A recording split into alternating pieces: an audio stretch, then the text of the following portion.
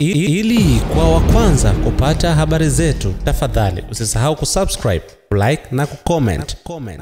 Mwenyekiti wa Chama cha Demokrasia na Maendeleo Chadema, Tundu Lissu, ambaye yupo katika gereza la Ukonga kama mshtakiwa wa tuhuma za uhaini katika Mahakama Kuu Masjala ndogo ya Dar es Salaam, amesema kuwa atakuwa wa mwisho kutoka gerezani mpaka pale wafungwa wengine wote wa kisiasa watakapoachiwa. Lissu mwenye siku takriban 224 sawa na miezi 7 gerezani anaamini kuwa mashtaka yake ni ya kisiasa na kwamba alishtakiwa ili uchaguzi mkuu upite na kwamba haoni uhalali wa shauri hilo. Lissu anadaiwa kusema kuwa yeye atakuwa wa mwisho kutoka gerezani mpaka pale wafungwa wote wa kisiasa watakapoachiwa. Tarehe 17 Novemba 2025, aliyekuwa mbunge wa Mbeya mjini Joseph Mbilinyi almaarufu kwa jina la Sugu alipopachika picha kwenye ukurasa wake wa mtandao wa Instagram. Picha ilimuonyesha akiwa ndani ya gari, akaandika maneno haya: "Ndio natoka kumtembelea mwenyekiti wetu Lissu gerezani kama alivyoniagiza pale mahakamani juzi. Tumezungumza mambo mengi ya chama na nchi.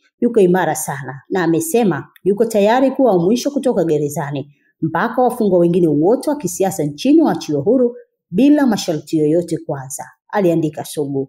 Duru zimeutafsiri ujumbe huo kama ni moja ya sharti la Lissu endapo mengine yaliwahi kuelezwa kama msimamo wa Chadema, ikiwa ni pamoja na tume huru itakayotoka nje ya nchi yenye kuaminika kuchunguza matukio ya tarehe 29 Oktoba. Msimamo mwingine wa chama hicho ni pamoja na familia kupewa miili ya ndugu zao waliouawa kwenye maandamano ya tarehe 29 Oktoba.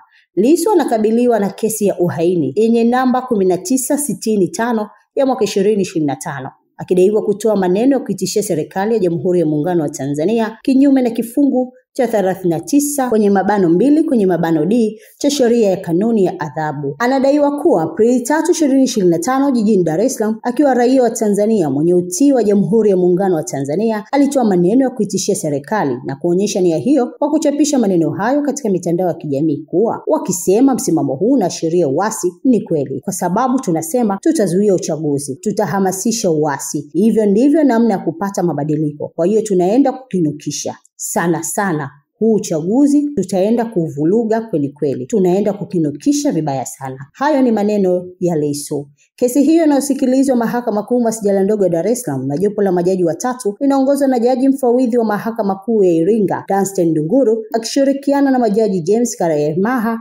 na Ferdinand Kiwonde. Mimi ni Zakia Nanga kutoka hapa Mwanahalisi Digital. Ili kwa wa kwanza kupata habari zetu, tafadhali usisahau kusubscribe, like na kucomment.